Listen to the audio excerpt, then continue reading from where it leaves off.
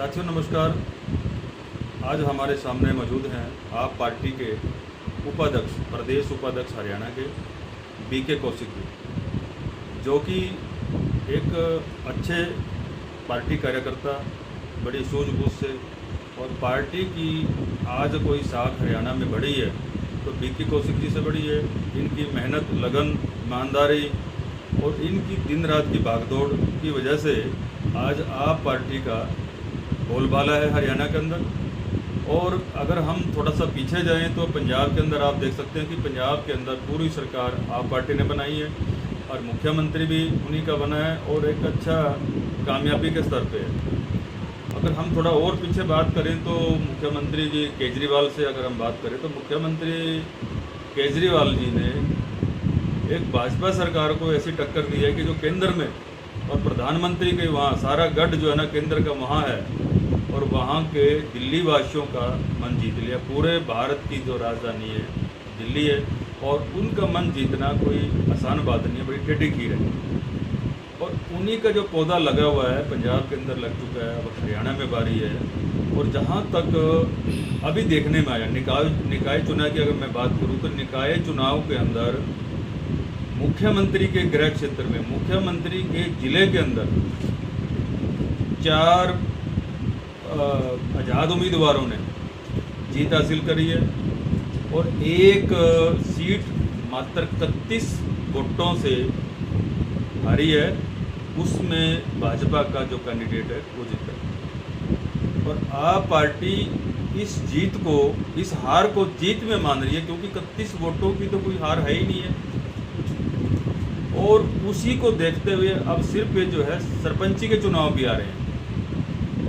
तो अगर जिले करनाल के अंदर ये हालात है तो हरियाणा में हालात कैसी होगी, उसी के लिए आज सच समाचार की टीम बीके कौशिक जी से रूबरू होने जा रही है। क्योंकि एक बड़ा जो धमाका होने जा रहा है आप पार्टी की तरफ से, और हरियाणा में बीजेपी की नींद उड़ने वाली है।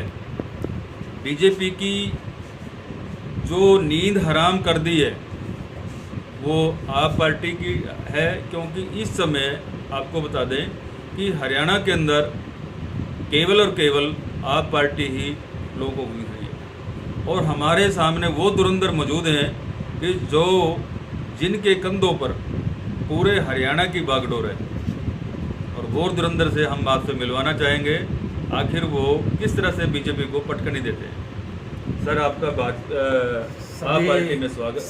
सभी क्रांतिकारी साथियों को जय हिंद और सत्य समाचार की टीम का बहुत बहुत अभिनंदन। भाई जी, जो आपने कहा कि धुरंधर और आम आदमी पार्टी का पूरा भार, देखिए मैं एक साधारण कार्यकर्ता हूँ और मैंने पार्टी में कार्यकर्ता के रूप में ही ज्वाइन किया था, आज भी कार्यकर्ता हूँ। हमारी पार्टी के अंदर पद का इतना महत्व नहीं होता, कार्यकर्ता और पदाधिकारी का समान रूप से आदर मान सम्मान किया जाता है। पार्टी ने मेरे कार्य को देखते हुए या अन्य कारणों से मुझे उपाध्यक्ष प्रदेश आम आदमी पार्टी हरियाणा बनाया। मैं शीर्ष नेतृत्व का, अरविंद केजरीवाल जी का, सुशील गुप्ता जी का, दिनेश प्रताप जी का, महेंद्र चौधरी जी का, अनुराग ढांडा जी का, इन सब का धन्यवाद करता हूं। और एक बात कहना चाहता हूं, जैसे आपने कहा कि जो हालात हैं देश के अंदर, जो संस्थागत संवैधानिक प्रजातांत्रिक संस्थाएं हैं, उनका डाउनफॉल हो रहा है। यानी आज सरकारी तंत्र का प्रयोग सरकार केंद्र की अपने निजी स्वार्थों के लिए कर रही है। और पूरे 70, 72, 75 साल के इतिहास के अंदर जितनी पार्टियां आई, उन्होंने एक तरह से ढोंग किया कि हम जनता की सेवा करेंगे, कुछ नहीं कर पाए और भ्रष्टाचार पराकाष्ठा पर पहुंच गया। तो एक अन्नाद भवन आपको याद होगा, उसकी तपिश से एक महान योद्धा पैदा हुआ अरविंद केजरीवाल, और एक आम आदमी पार्टी का निर्माण किया 26 नवंबर 2012 में। बड़ी नई पार्टी है हमारी, और इस नई पार्टी ने ऐतिहासिक कार्य किए कि दिल्ली किसी देश की राजधानी में 1 साल के अंदर अंदर चुनाव जीतना, 3 बार मुख्यमंत्री बनना। उसके बाद एक डेवलपमेंट का मॉडल तैयार हुआ, अरविंद केजरीवाल डेवलपमेंट मॉडल। उसको लेकर हम पंजाब में गए। आप स्वयं जानते हैं कि 117 में से 92 सीटें हमारे को मिली, और जिस प्रकार से वहाँ पर बड़े बड़े जो धुरंधर नेता थे जो कभी नहीं हारे वो हारे। आपके प्रकाश सिंह बादल माननीय हैं, उनके पुत्र अमरिंदर राजा और तत्कालीन जो मुख्यमंत्री थे चिरंजीत चन्नी, उन्होंने 2 सीटों से यानी अपना नामांकन किया। नामांकन के बाद ये चर्चा हुई कि ऐसा क्यों है। एबीपी न्यूज़ की रिपोर्ट आपको याद होगी, हमारे राष्ट्रीय संयोजक अरविंद केजरीवाल ने कहा कि चन्नी भाई दोनों सीटों से हारेंगे। तो एंकर ने बड़ा मजाक उड़ाया, तो उसने कहा कि लिख के देता हूँ कि अगर एक सीट से भी जीत जाए तो मैं राजनीति छोड़ दूँगा। और एक सीट से हारे और दूसरी सीट से जिससे हारे सरदार लाभ से एक मामूली कार्यकर्ता और एक मामूली रिपेयरिंग मोबाइल की दुकान पर काम करने वाला, जिसकी लगभग पगार भी 8,000 रुपये थी, वहाँ प्राइमरी स्कूल में झाड़ू देने का कार्य करते थे। तो उस मॉडल का पंजाब के अंदर प्रभाव पड़ा और 10 मार्च को उसका रिजल्ट आया और एक ऐतिहासिक जीत पंजाब में हुई, जिससे पूरे भारत के अंदर एक हलचल मची। और हरियाणा के अंदर तो पूरा हरियाणा उस लहर के अंदर बह गया और बहुत सारे लोगों ने जो स्वच्छ पृष्ठभूमि के थे हमारी पार्टी को ज्वाइन किया। और कहीं न कहीं हमने भी ज्वाइनिंग के अंदर शीर्ष नेतृत्व ने इस बात को देखा कि अच्छे लोगों को इस पार्टी में लिया जा सकता है। और आज भी पार्टी आह्वान करती है कि जो स्वच्छ पृष्ठभूमि के हैं वो हमारी पार्टी में आ सकते हैं। और उसके बाद जैसे आप देखते हैं शहरी निकायों को चुनाव हुआ, 18 नगर परिषद और 28 नगर पालिकाओं का, उसके अंदर प्रतिशत के हिसाब से हम 10.3 रहे पूरे हरियाणा के अंदर। और मैं कई बार सोचता हूँ कि नॉर्थ जोन का मैं प्रधान था, मेरी टीम ने जो कार्य किया उसमें उसको लगभग 15% के करीब हमारे को टोटल वोट परसेंटेज मिला है।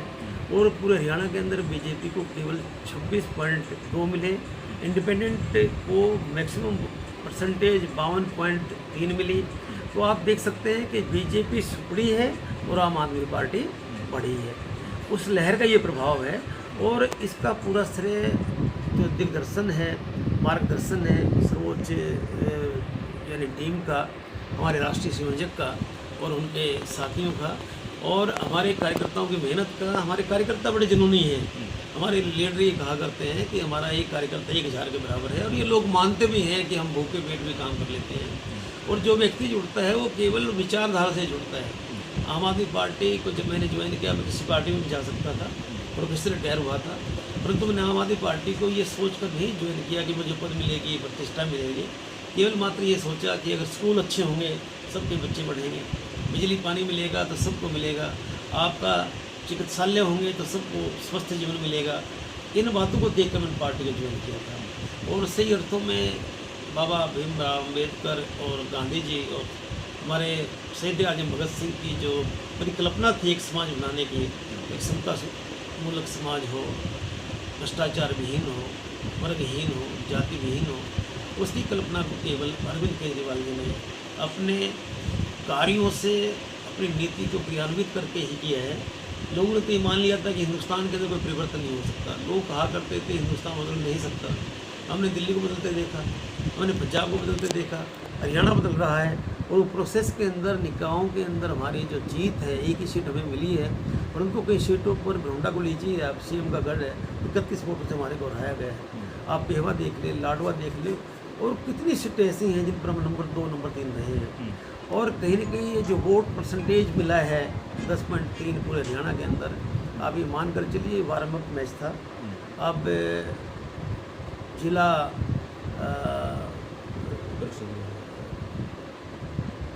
परिषदों का चुनाव होगा, उनके चुनाव को हम बड़ी शिद्दत से लड़ेंगे। और कहीं ना कहीं ये हमें अपनी क्षमता पर पूरा विश्वास है कि उसके अंदर हमें विजयश्री मिलेगी।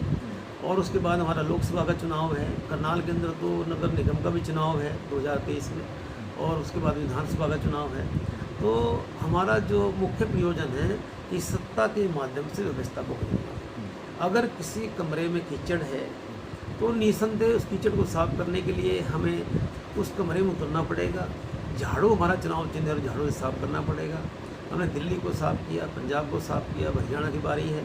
और कहीं ना कहीं जो झाड़ू का चिन्ह है ये समरसता का, समानता का, स्वार्थहीनता का, लक्ष्मी का प्रतीक है।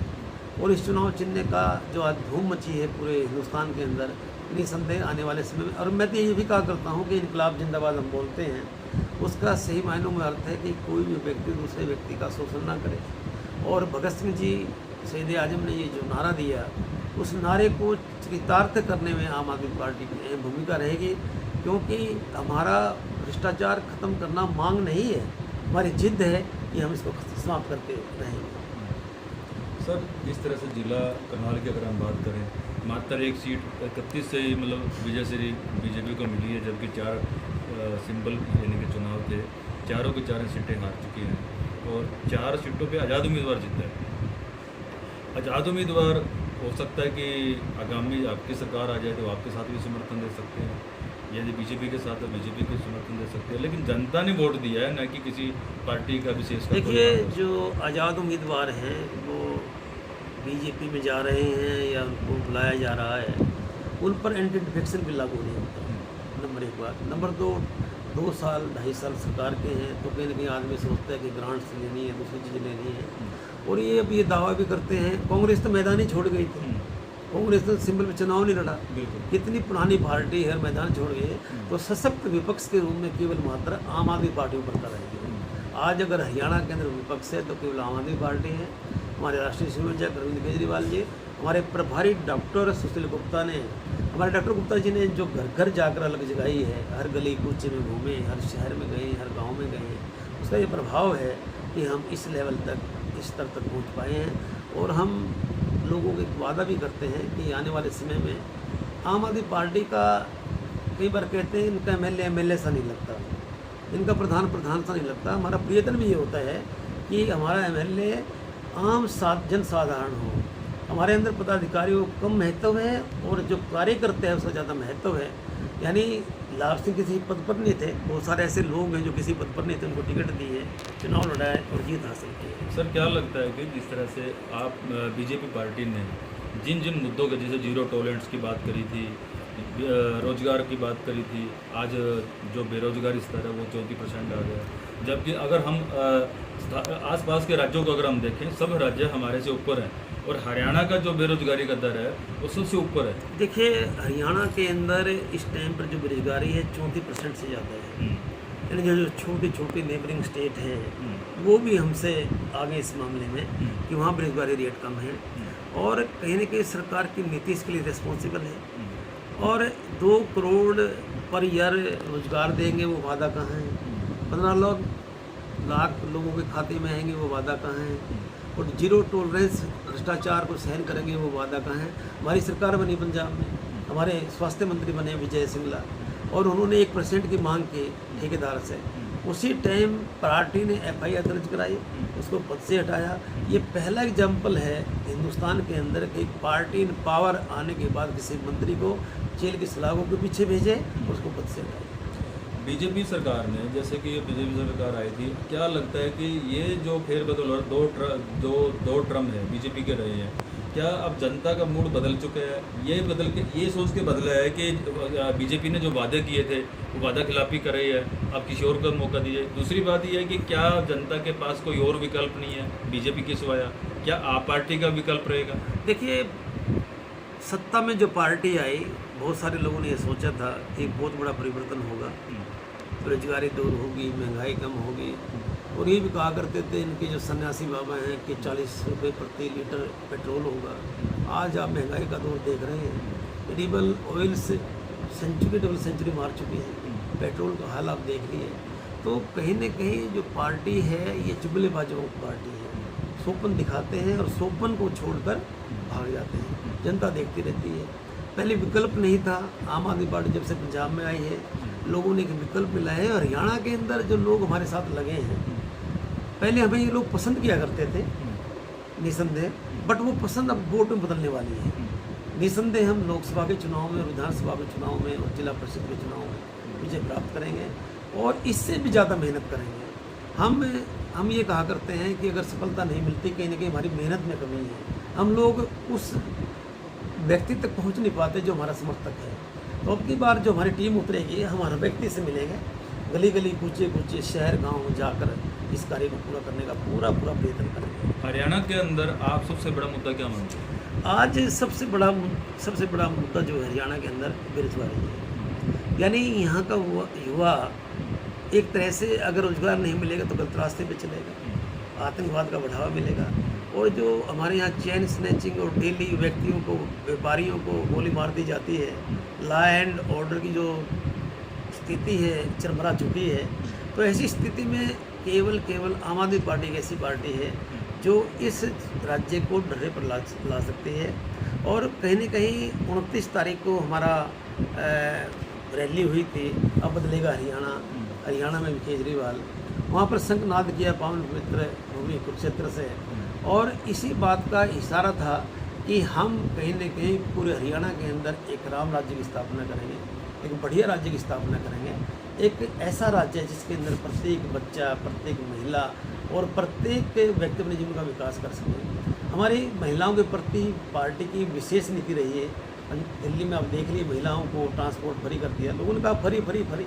हमने कहा कि हमारे पास पैसा है, हमने टैक्स से जो कलेक्शन होता है, पहले 26,000 करोड़ था, आज वहाँ पर 76,000 करोड़ यानी टैक्स आता है। पैसा तो फ्री किया है।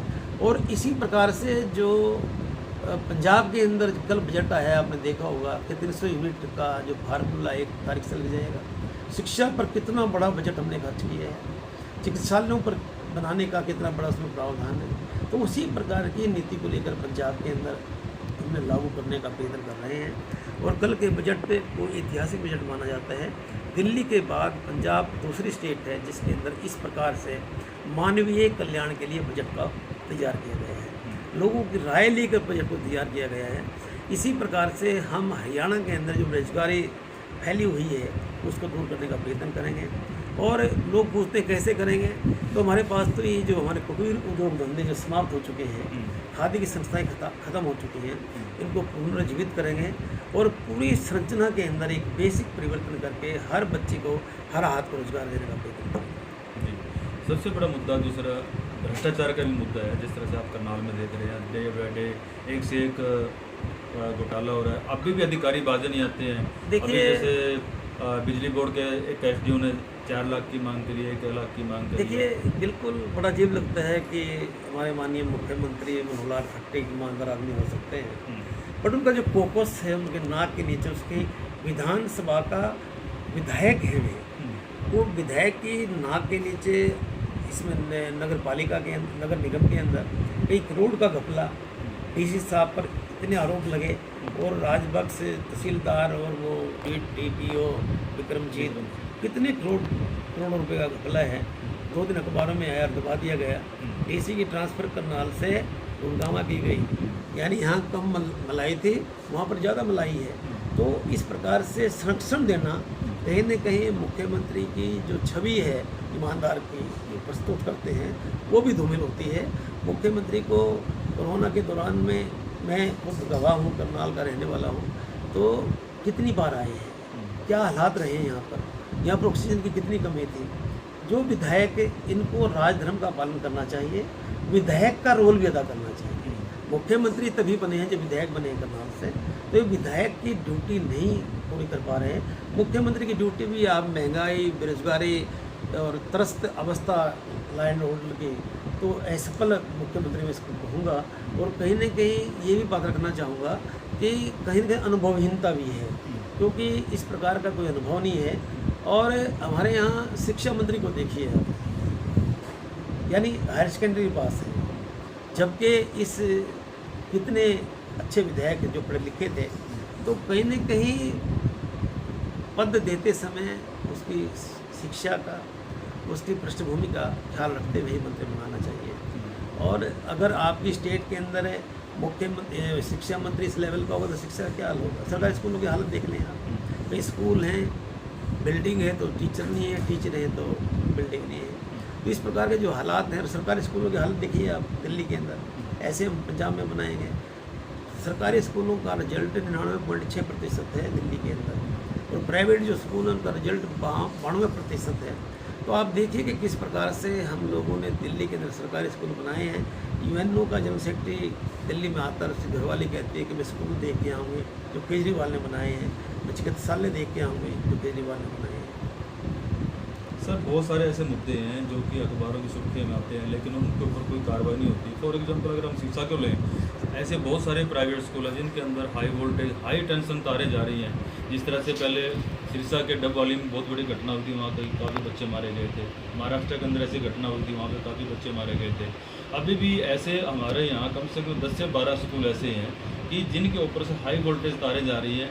उनको NOC कैसे मिल गई है और वो स्कूल धड़ल्ले से चल रहे हैं। अखबारों की सुर्खियों में, सोशल मीडिया के जरिए से बहुत सारी चीज़ें बार बार ये मुद्दे उठाए गए हैं। पंचायती राज को ले लें, पंचायती राज के अंदर एक अगर वेटलैंड प्रोजेक्ट की अगर मैं बात करूं तो जहां पे 1 करोड़ लगना था, 4 करोड़ के बजट पास हो रहे हैं और उसके मुद्दे उठाए जा रहे हैं कि ये पैसा कहां जा रहा है, किस हेड में खर्च हो रहा है, उसकी कोई भी किसी प्रकार की सत्यापता नहीं आ रही है। क्या कहेंगे पत्रकार बंधु, जो मेन रीजन है भ्रष्टाचार का यही है कि लोग सोशल मीडिया के माध्यम से या दूसरे माध्यम से, RTI के माध्यम से उठाते हैं, परंतु उस पर कोई कार्रवाई नहीं होती। सरकार संवेदनहीन है।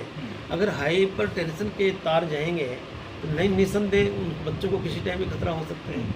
सरकार का केवल सरकार कैसे बने, विधायक कैसे खरीदे जाएं।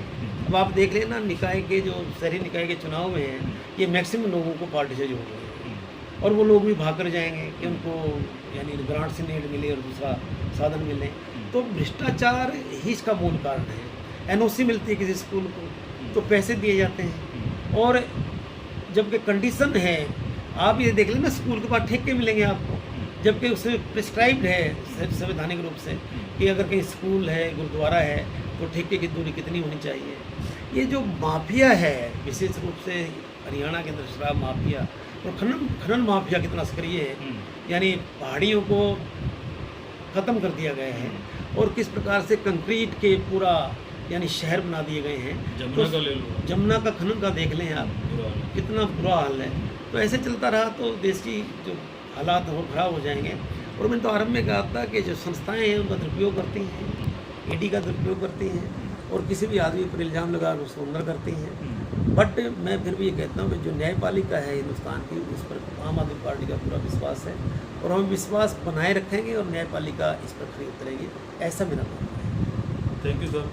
Thank you sir. Kaushik ji, जिन्होंने बड़े अच्छे विस्तार से बातचीत करी, क्योंकि बहुत सारे मुद्दे थे पार्टी के सामने और वास्तव में आप पार्टी किस तरह से धरातल पे इसको देखती है, जनता का कैसे विश्वास बनाती है, क्योंकि बेरोजगारी सबसे बड़ी जो इस टाइम मुद्दा है और भ्रष्टाचार का सबसे बड़ा मुद्दा है। जैसे कि बहुत सारे पहलू उठाए हैं, शिक्षा का पहलू है, उसके बाद खनन माफिया का है, क्योंकि आपको बता दें कि खनन यहाँ पे साथ में लगती जमुना है। जमुना के अंदर उत्तर प्रदेश के जो माफिया हैं इस टाइम यहाँ पे बसे हुए हैं और पूरे गढ़े हुए हैं। उन्होंने जमुना को पानी का रुख बदल करके बिल्कुल खाली कर दिया है। तो उन तमाम मुद्दों के लेकर के आप पार्टी के सामने ये मुद्दे रहेंगे, क्योंकि आप पार्टी के सामने जिस तरह से ये मुद्दे रहेंगे, अगर उस पर चलती है तो निश्चित तौर पर आप पार्टी को भारी इस तरह से लोगों को एक जनमत मिलने वाला है। और जिस तरह से यहाँ पे मुख्यमंत्री को 4 निकाय चुनाव में हार का सामना देखने पड़ा, तो ये कहीं न कहीं बीजेपी को एक इशारा है। यदि वो समझ जाए तो अभी भी आगे हो सकता है कि कहीं न कहीं वो उनको कुछ सुविधा मिल सकती है। अगर वो इस तरह से चलते रहे तो हो सकता है कि जनता को कुछ और जवाब देना पड़ेगा और वो वोट का जवाब देना पड़ेगा। जनता के हाथ में सिर्फ वोट ही है और वो वोट का जवाब देना जानती है। अगर वो इस तरह से आप पार्टी भी सामने खड़ी है, आप पार्टी का भी आप देख सकते हैं पंजाब में, दिल्ली में जिस तरह से उन्होंने अपना बिगुल बजाया, बहुत कम समय में पार्टी है उभरी है और जनता का विश्वास लेकर के आगे आई है। तो इस तरह से जनता चाहती है कि जो अपने वादा करे उस वादे पे उतरे, वादा खिलाफी ना करे। इस आशा के साथ बंसीलाल पंचाल, सत्य समाचार, कर्नाटक।